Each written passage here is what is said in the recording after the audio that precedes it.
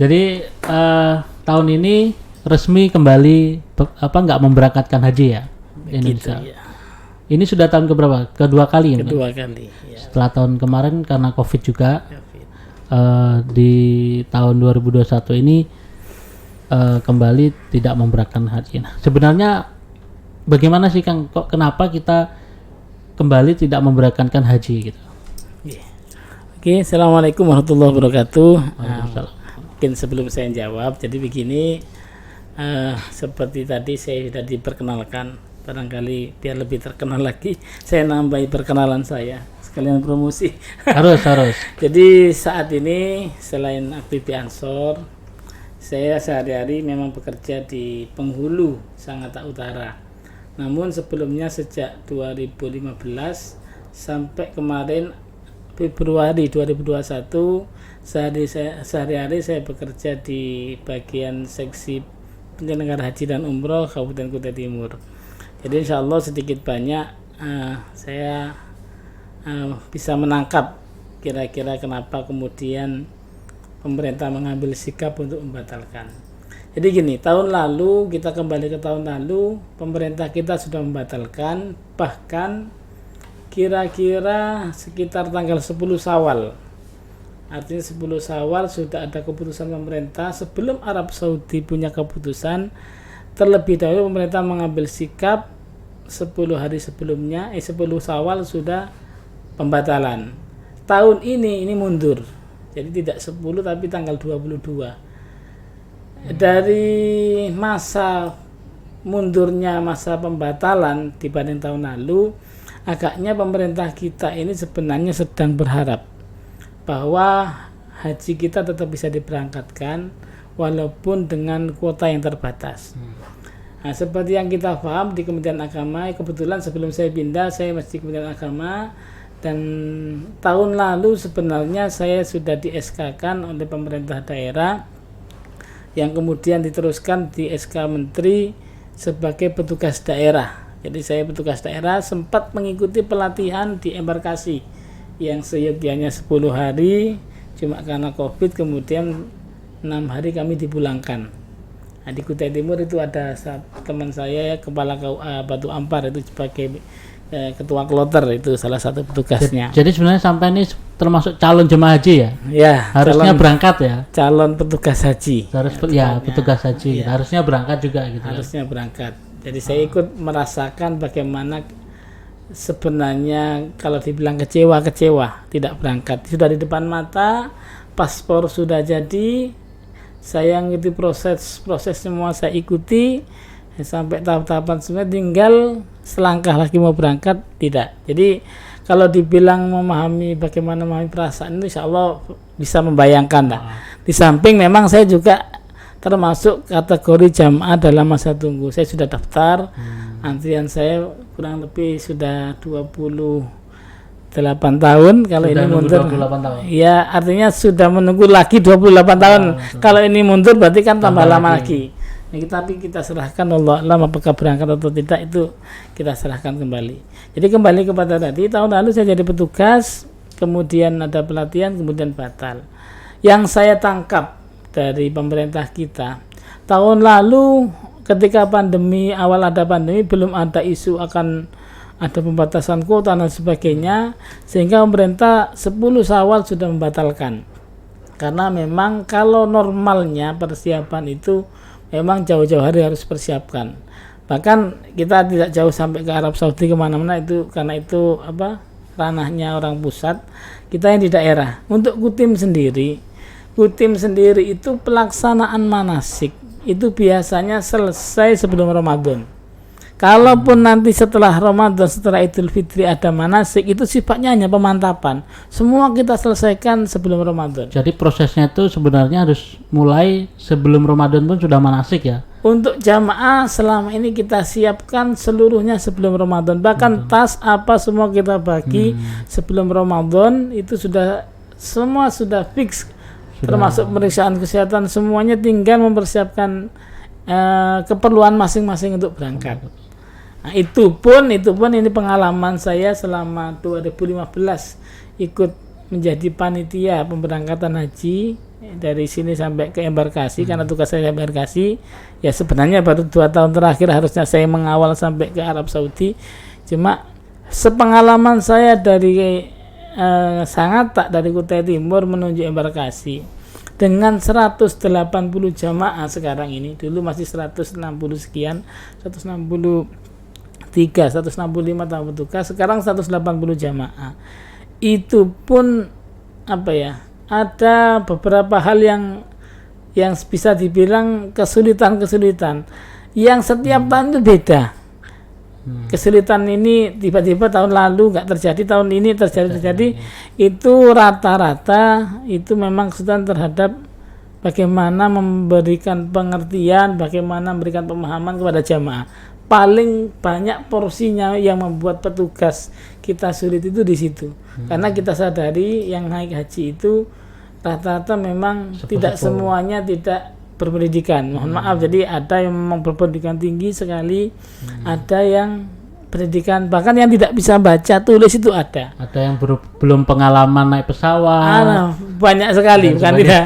Jadi ada yang apa namanya, yang betul-betul ya, saya ini dueso banget itu juga ada. Yang nginap di hotel tuh kayak apa? Seperti apa itu juga ada, kebingungan, ada ketakutan, macam-macam ada.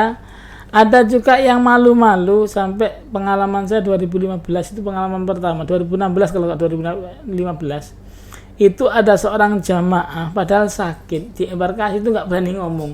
Jamaah itu orang Sangatta ini, jadi jamaah itu ibu-ibu suami istri berangkat, suami kan bisa namanya jamaah laki-laki perempuan mesti terpisah, tempatnya asramanya di embarkasi itu sudah bisa.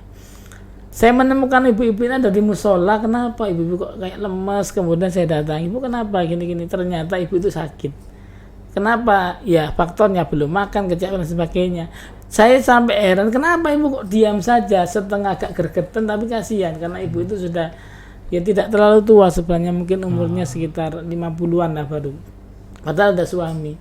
Alasannya saya belum ketemu suami, mau ngomong nggak enak. Kenapa nggak bilang sama teman? Saya tidak mau merepotkan orang. Kenapa nggak ngomong ketua regunya, ketua rombongannya? Ya itu Pak, mereka kan sibuk ngurusi urusan, nanti kalau malah repot ngurusi saya, tidak enak saya itu.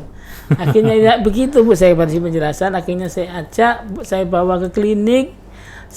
Kemudian saya panggilkan ketua regunya, ketua rombongannya, saya suruh ngurusi jamaahnya. Itu pun saya dampingi. Ya sempat ternyata orangnya juga mungkin namanya orang sudah sepuh. Suruh minum obat, diminum, tapi ternyata minumnya itu terpaksa. Jadi orangnya itu karena takut, agak dipaksa dokter diminum. Waktu minum itu muntah kena baju saya. Itu terjadi 2015-2016 terjadi. 2016 itu juga terjadi, ada jamaah yang hampir tidak berangkat sampai harus dibawa ke rumah sakit.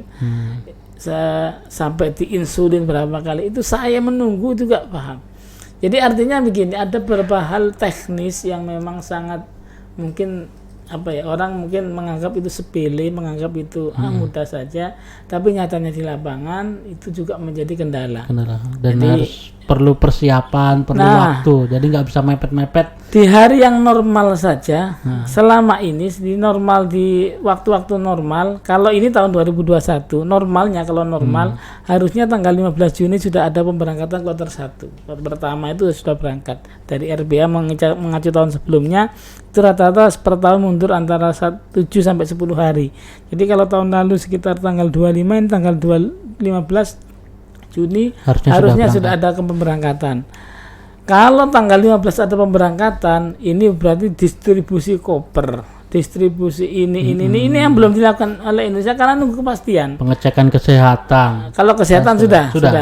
Kesehatan sudah fix, termasuk meningitis itu masih berlaku, masih aman. Dokumen juga aman. Paspor hanya kemarin kita ngecek paspor yang sudah masa berlakunya habis.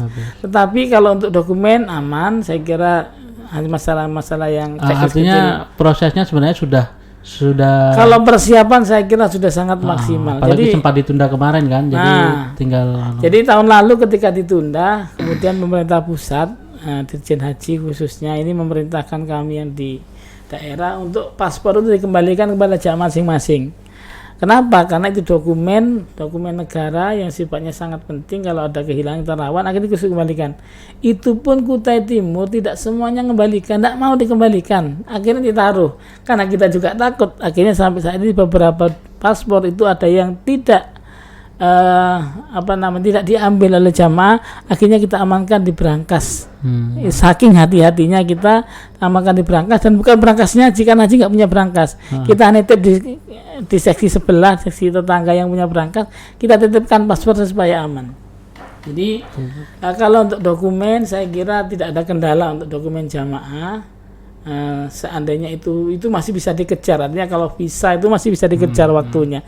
Tetapi persiapan teknis, apalagi dengan kondisi pandemi, saya membayangkan kondisi normal sebegitu susahnya, kemudian di kondisi pandemi mempersiapkan dalam waktu katakan 2 minggu untuk pemberangkatan pertama, dari masa puncak haji kira-kira hanya 40 hari, padahal 45 hari itu sudah waktu mepet, ini tidak sampai 45 hari. Ini jelas akan menguras sebuah energi yang luar biasa, yang saya khawatirkan terjadi. Mungkin ini menjadi alasan pemerintah kita. Kalau kita paksakan ini terselenggara, yang terjadi bukan hajinya kemudian terlaksana dengan baik seperti tahun-tahun sebelumnya, justru yang jadi korban itu jamaah. Jamaah akan mengalami kelelahan, tidak terus dan sebagainya. Itu apalagi musim pandemi. Dan skema sudah dibuat. Ini perlu masyarakat mungkin perlu tahu, skema haji itu sudah dibuat. Jadi pemerintah kalau misalnya 100% berangkat, nanti skemanya seperti ini. Kalau misalnya 50% berangkat, nanti dibuat skema seperti ini. Kemudian kalau sampai kepada 5%, kira-kira kalau kuota hanya 5% yang didapat Indonesia dari 211.000 yang tahun lalu ada tambahan 10.000 jadi 221.000, terbesar sedunia barangkali Indonesia. Itu kalaupun hanya 5%, itu sudah dipikirkan, dipersiapkan untuk skema pemberangkatannya, bagaimana pelaksanaannya. Itu pun seandainya diterapkan, ini yang bonyok itu ya petugas daerah, petugas yang ada di daerah. Kenapa? Ketika jamaah haji, katakan Kutai Timur ada 180 jamaah, kemudian harus ada dikurangi, otomatis kalau ngacu ketentuan kemarin pemberangkatan umroh yang berangkat harus usia 20 sampai 60 maksimal, ini jelas yang protes gak karu-karuan, kita juga kualan. Jadi saya kira kalau saya lebih melihat pembatalan ini sesuai dengan kaidah fikih darul mafasid muqaddamun ala jalbil masoleh. Jadi mencegah keburukan yang lebih besar itu lebih didahulukan daripada mengerjakan sebuah kebaikan. Kalau saya sebagai berpengalaman hanya sampai di embarkasi mengalami petugas itu mengalami sedemikian, membayangkan tingkat kesulitannya yang sangat tinggi, yang ujung-ujungnya nanti jamaah tidak akan terlayani dengan baik, dan itu adalah mafasid. Nah, itu mafasid harus lebih dicegah daripada kita memaksakan jamaah haji berangkat. Itu saya kira itu. Daripada nanti jamaah haji juga menjadi korban gitu kan. Mending kita tunda dulu, berharap tahun depan bisa lebih baik gitu kan, bisa memberangkatkan gitu. Karena nanti juga sebenarnya begini, saya juga berpikir begini, Arab Saudi pun juga kan pasti berpikir bagaimana menyambut jamaah haji sedunia ini gitu kan. Mereka juga nggak mau, mereka juga pandemi ini kan baru setahun ya. Mereka juga belum berpengalaman gitu loh. Maksudnya bagaimana menyambut haji di era pandemi gitu. Takutnya nanti kita juga harus menyesuaikan di sana. Arab Saudi juga harus menyesuaikan bagaimana menyambut. Nah, ini istilahnya ini masa percobaan akhirnya kan. Nah, takutnya ketika apa-apa masa percobaan tuh pasti sistem tuh masih ada kesalahan di sana sini. Itu kan wajar. Nah, takutnya jamaah haji kita dipaksakan malah menjadi korban itu gitu loh. Betul. Jadi fix ya, karena yang paling ini karena persiapannya terlalu mepet kalau harus diberangkatkan ya. Yang paling secara teknis, yang paling masuk akal menurut saya sebagai pelaku di lapangan itu, saya kira hal teknis itu menjadi alasan yang sangat urgen, sangat jadi pertimbangan yang sangat mungkin utama lah, di samping memang pertimbangan, karena gini, haji itu, di dalam haji itu ada beberapa prinsip yang harus dipenuhi. Pertama, ada prinsip pelayanan. Jadi haji itu penyelenggara haji pemerintah dalam hal ini berkewajiban menjadi pelayan untuk jamaah haji. Jadi bentuk pelayan dalam segala macam, termasuk melayani akomodasinya, transportasinya, kemudian kesehatannya, kemudian juga ibadahnya melalui manasik dan sebagainya. Itu ada kewajiban-kewajiban yang harus. Kemudian ada juga selain pelayanan, dan ini juga penting, adalah perlindungan terhadap keamanan. Ini tanggung jawab pemerintah selaku penyelenggara haji.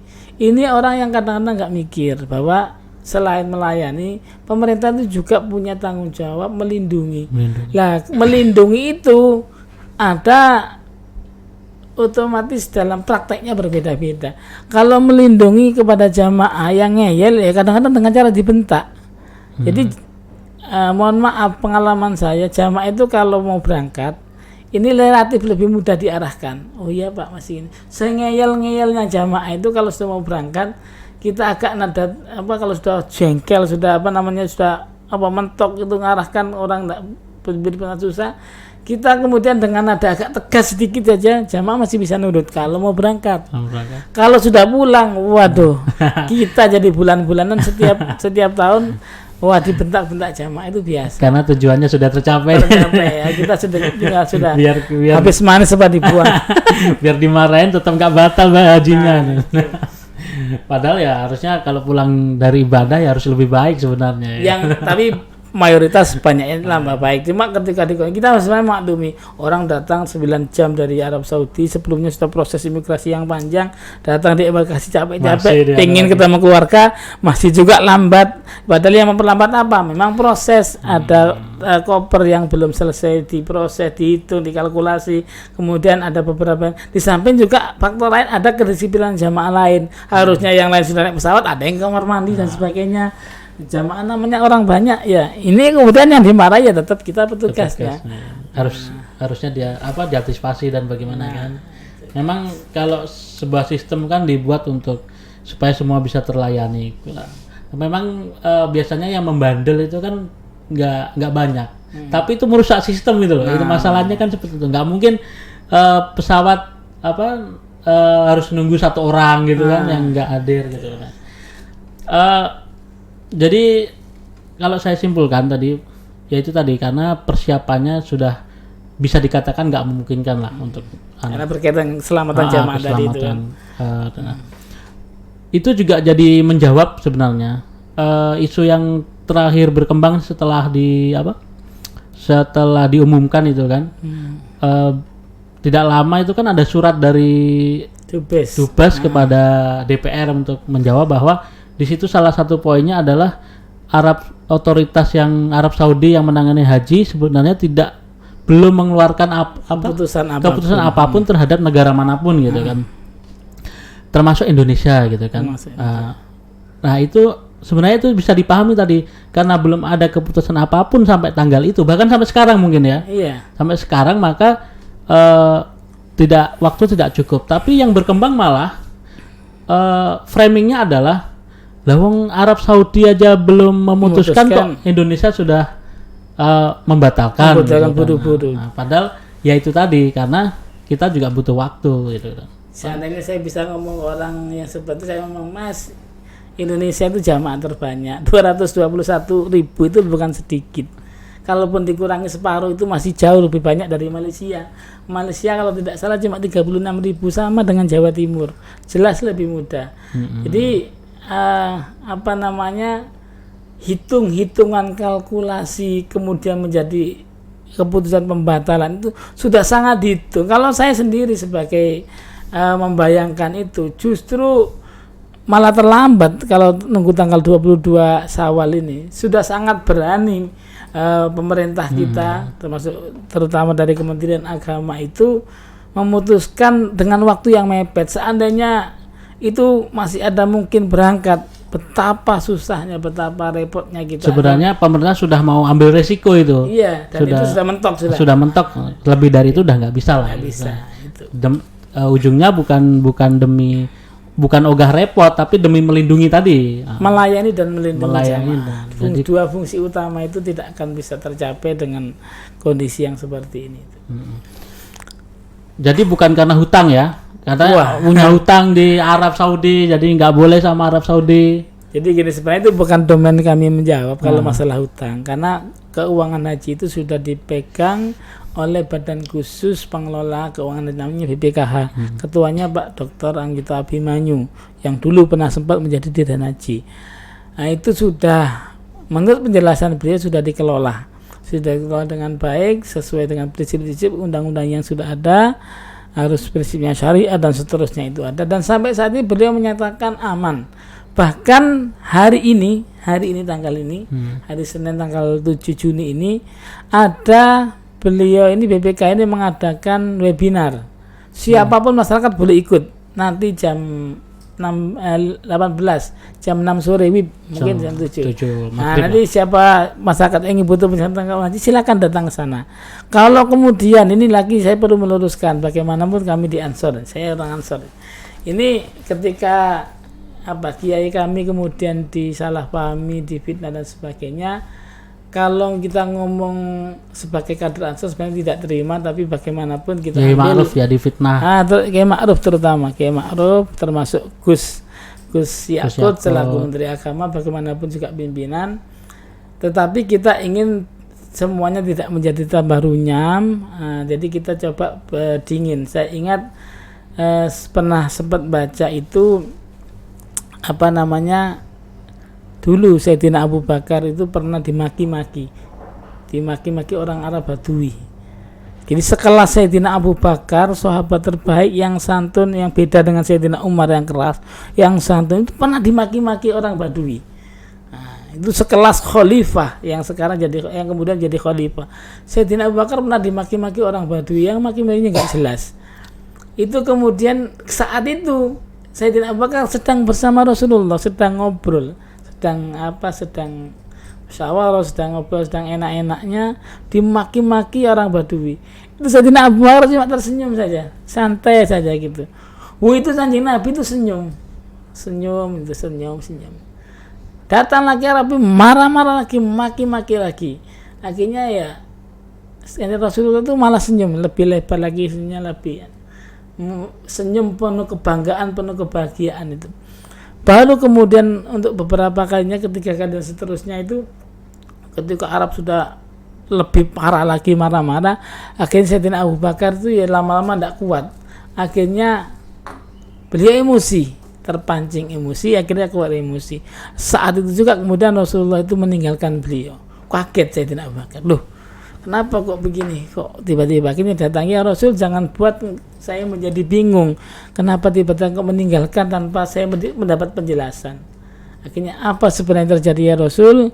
Kata Sayyidina Rasulullah menjawab Sayyidina Abu Bakar, wahai Abu Bakar, ketika engkau dimarahi Badui pertama kali, engkau diam saja, tidak terlalu menghiraukan itu, dicaci maki sebagaimanapun, itu datang malaikat mendoakan kamu. Malaikat itu datang penuh. Dan saya sangat bangga, saya sangat senang punya sahabat yang begitu sabarnya, begitu nerimonya, kemudian sampai malaikat mendoakan. Demikian juga ketika kedua kalinya, itu juga ada malaikat datang mendoakan kamu, mendoakan yang ada saat itu, bukan kamu datang malaikat banyak, sehingga saya harus tersenyum lebih lebar lagi. Saya betul-betul bangga. Bagaimanapun cemoohan sebegitu dahsyatnya hinaan orang, kau tetap sabar. Tapi ketika kemudian engkau terpancing emosi untuk hinaan yang berikutnya, baru pada satupun malaikat yang datang. Akhirnya saya meninggalkan tempat, karena saya juga tidak mau tempat yang harusnya menjadi sebab turun rahmat itu kemudian menjadi suasana yang penuh amarah. Saya membaca itu, akhirnya saya agak mikir, ya sudah. Jadi jangan sampai pengalaman Sayyidina Abu Bakar itu saya ulang. Meskipun kalau ngomong level ya kina baina sama wa sumur pur.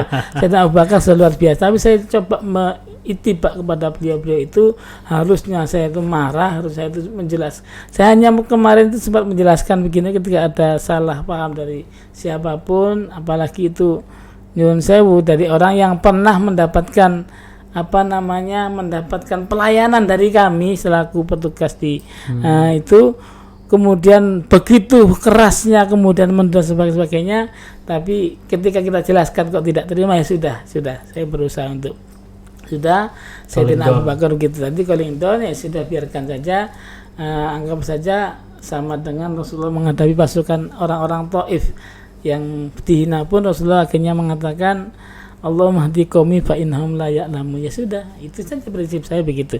Itu. Jadi ya kita juga nggak perlu terlalu reaktif ya. Jadi kalau reaktif orang marah-marah dibalas dengan reaktif lebih marah-marah lagi, malah nggak ketemu gitu kan. Jelas gini, masalah dana itu BPKH yang paling berwenang menjelaskan. Nanti ada penjelasan lebih detail kalau ingin tahu.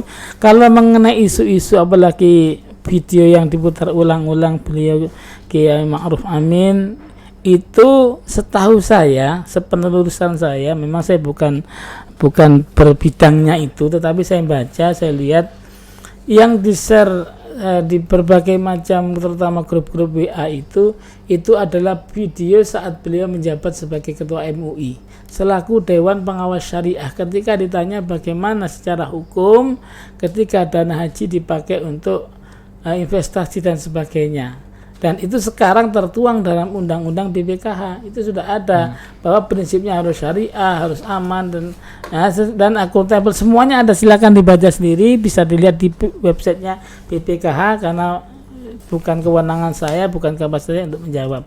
Yang ingin saya sampaikan barangkali kalau mencermati apa yang disampaikan Kiai Ma'ruf, bahwa ada beberapa dana yang sudah digunakan untuk itu adalah dana SBSN. SBSN Surat Berharga Syariah Nasional. Itu bukan berarti kemudian ada dana haji sekian juta ini untuk bangun, bukan begitu. Jadi silakan nanti cek kepada ahli ekonomi apa yang maksudnya sukuk, apa itu maksud SBSN itu bagaimana, pola-polanya bagaimana, dan dana dari SBSN yang sempat terpakai, yang setahu saya ini, mohon nanti kalau ada memang penjelasan yang salah atau ada keterangan yang lebih benar bisa diklarifikasi.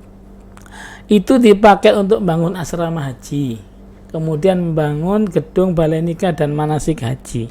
Itu yang dipakai selama ini dari SBSN itu pun apa dari dana haji langsung, apa dari mana, saya juga tidak terlalu memahami itu bagian ekonomi. Tapi setahu saya pembangunan asrama haji dan gedung balai nikah dan manasik haji itu berasal dari SBSN. Mungkin itu yang dimaksud SBSN sebagian dananya dipakai untuk infrastruktur dan sebagainya. Yang jelas Kiai Ma'ruf ketika menjawab itu bukan kapasitas beliau sebagai wakil presiden, tetapi ketika menjelaskan persoalan fikih, bagaimana secara hukum, kemudian ketika dana haji dipakai dan sebagainya, yang jelas beliau adalah ahli ekonomi syariah. Nah, sementara kita mudoroba apa nggak ngerti, wadi apa ya nggak paham, kemudian musyarakah itu bagaimana, tijarah itu apa, ijarah itu apa ya nggak paham, kemudian mengomentari yang itu ya ahli. Itu ya namanya apa ya kudu dan seterusnya lah. Yang jelas begitu. Jadi kalau isu-isu masalah itu setahu saya tidak ada terkaitan dengan pembatalan. Semua sudah dijawab oleh yang membidangi masing-masing. Masalah dana haji kata dipakai ini BPK sudah siap menjawab. Bahkan nanti akan diadakan seminar webinar langsung, siapapun bisa mengikuti. Kemudian mengenai punya hutang juga tidak benar, semua sudah dibantah. Yang kalau ingin saya simpulkan sebenarnya haji ini lebih kepada persoalan keselamatan jamaah, pelayanan terhadap jamaah, perlindungan jamaah, kemudian itu tidak bisa tercapai sebagai tugas utama daripada pemerintah selaku penyelenggara haji ketika di waktu dan kondisi yang tidak menentu seperti saat ini. Betul. Sehingga keputusan itu harus cepat diambil demi sekali lagi demi kebaikan untuk jamaah, kebaikan untuk kita semua. Soal kecewa jelas siapapun yang menginginkan untuk berangkat haji, apalagi sudah ada porsi, sudah jatah tahun ini, pasti kecewa. Tetapi bukan berarti kekecewaan itu kemudian harus dilampiskan dengan cara yang tidak bijak, maki sana maki sini, fitnah sana fitnah sini, ikut menyebarkan hoax. Itu sama sekali tidak bijak. Bahkan kalau kita mau kembali, ini sering saya sampaikan, saya beberapa kesempatan ketemu beberapa masyarakat juga saya sampaikan langsung, Kalau ibadah, kalau haji itu kita betul-betul niati ibadah, ya namanya ibadah. Dan haji itu manistata'a ilaihi sabila, wajib bagi orang yang mampu. Sementara ini kondisi kamu jadi tidak wajib. Barang tidak wajib kok dipaksakan. Apa buktinya nggak wajib? Ya karena kita tidak istitoah, kita nggak bisa berangkat sendiri ke sana tanpa pemerintah.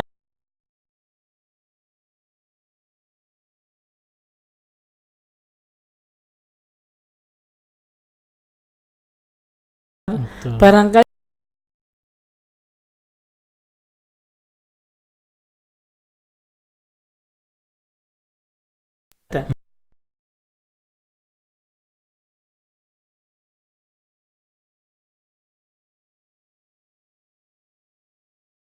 haji ini hadisnya sahih. Sampai bisa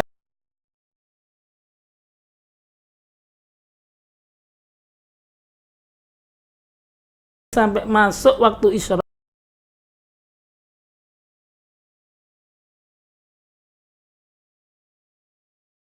waktu 2 rakaat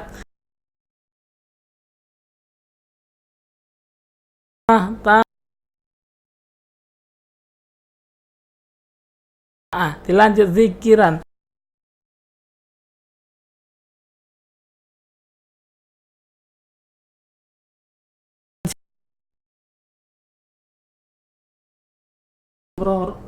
tamat sempurna sampai 3 kali. Jadi kita bisa haji. Sialah itu kita wallah, tapi kita tidak gitu, kita tetap memahami. Saya pribadi juga memahami karena saya termasuk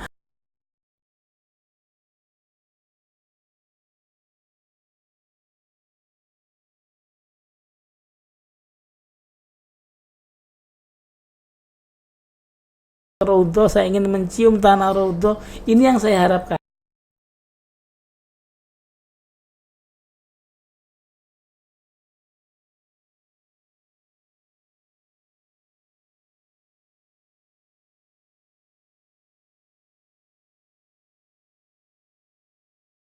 Jejak kaki para sahabat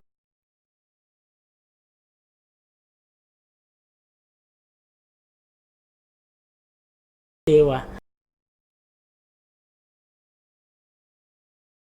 dengan amarah. Justru saya membayangkan ketika itu saya laksanakan, saya yakin Rasulullah tidak ridho. Saya yakin Rasulullah tidak ridho. Bahkan Rasul akan ridho ketika kita bisa menerima dengan ikhlas.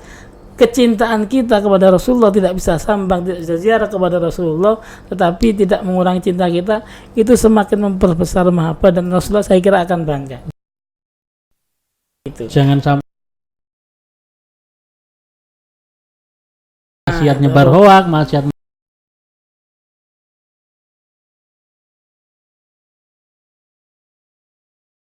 Jadi sikap itu yang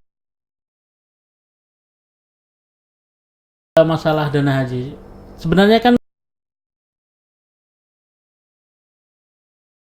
apapun itu kita nggak tahu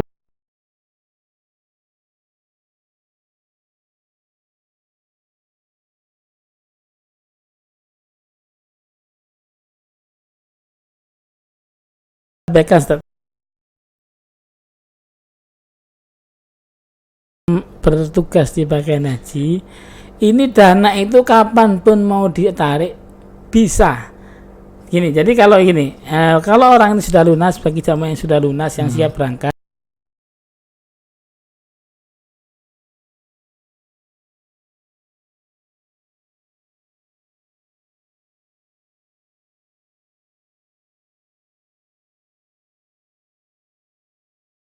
dengan mendapatkan nomor porsi, otomatis dia terdaftar dalam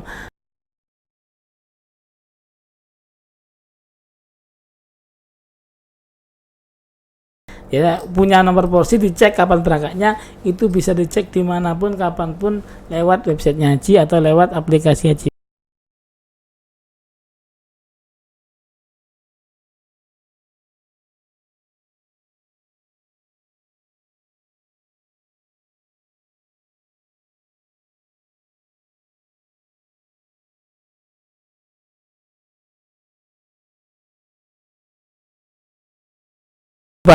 Calon jamaah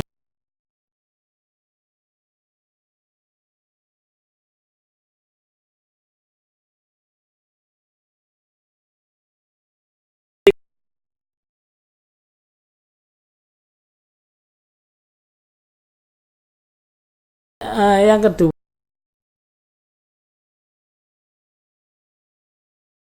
di tahun berjalan ketika haji dilaksanakan, pemerintah biaya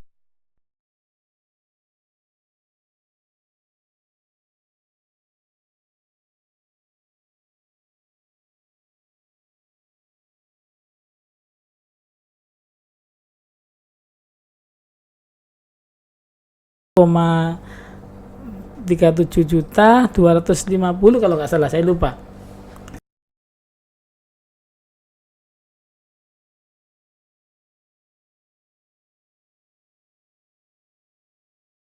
Sekitar 12 juta nambahi.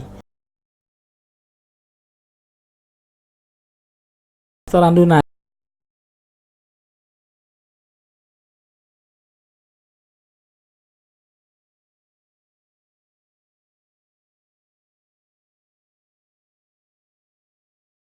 Tidak akan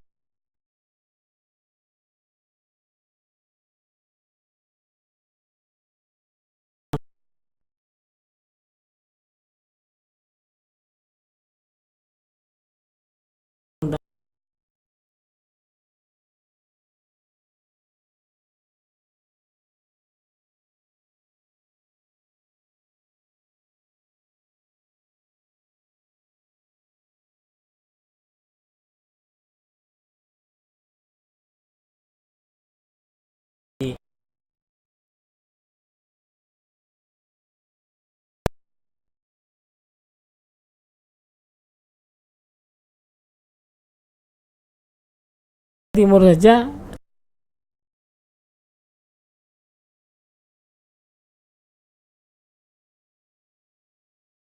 itu sudah tidak mendapat subsidi sebagai tahun yang lalu, sehingga dia bayar pesawat, kemudian dan sebagainya itu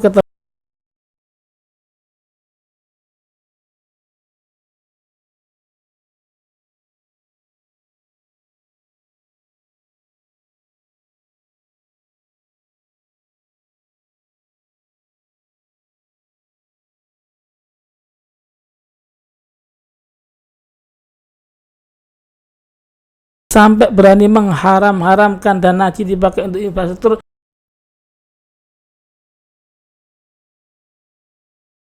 Untuk BPKH sendiri menyatakan dana itu aman. Izin kepada pemilik dan seterusnya, padahal dia pernah memanfaatkan untuk keberangkatan hajinya.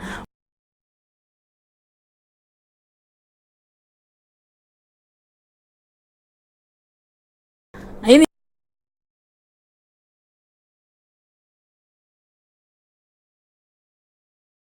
masalah kalau dia menganggap itu haram ya. Nah, iya, karena dia mengharam.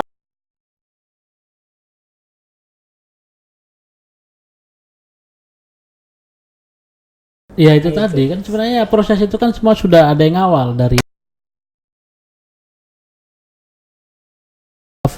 fikihnya pasti ulama-ulama ngawal. Jadi nggak ikut apa?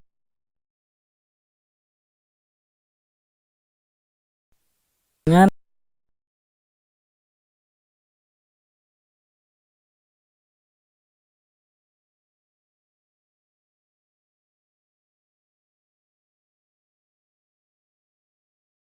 bahu-membahu memberikan penjelasan, penjengkaran, memberikan apa, ngedem cara Jawa ini, ngedem jamaah yang tidak berangkat supaya menerima, agar apa namanya, kualitas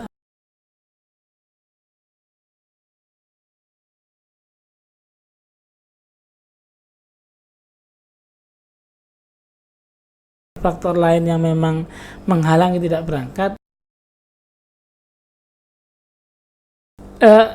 Saya ingin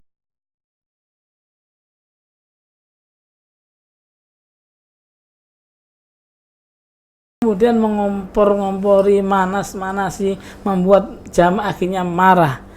Betul, itu hak jamaah. Kondisi sudah tidak memungkinkan, bagaimanapun wong hak itu tidak wajib dituntut. Iya. Nah, kecuali kalau ada orang zalim, kemudian ini kan betul-betul pemerintah punya pertimbangan. Betul. Yang memang kemudian Dan negara manapun sampai ada juga nggak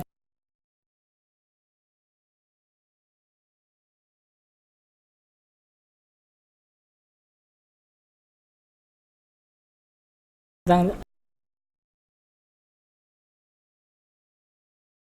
Ini bagus sekali juga. Jadi bukan cuma aman, tapi dana itu dikelola dan bermanfaat gitu loh. Iya kan? Kalau aman itu kan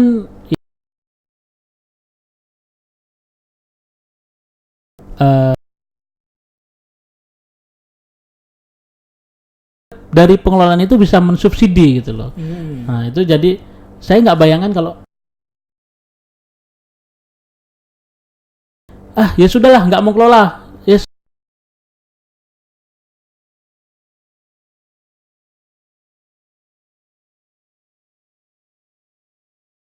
Nggak usah bantu.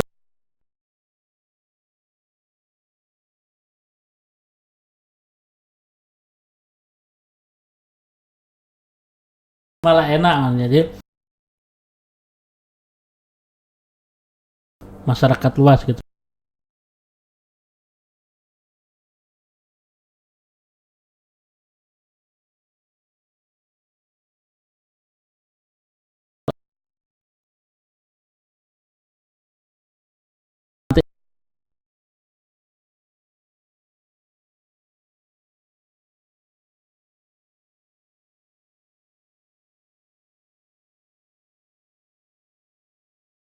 Dan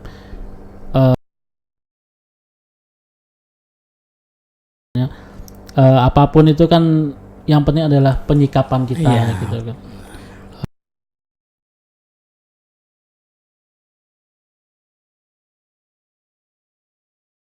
Tidak memungkinkan ya itu menjadi ketentuan Allah dan nggak ada pilihan lain selain menerima ketentuan Allah. Juga yang membayangkan akan ada pandemi dan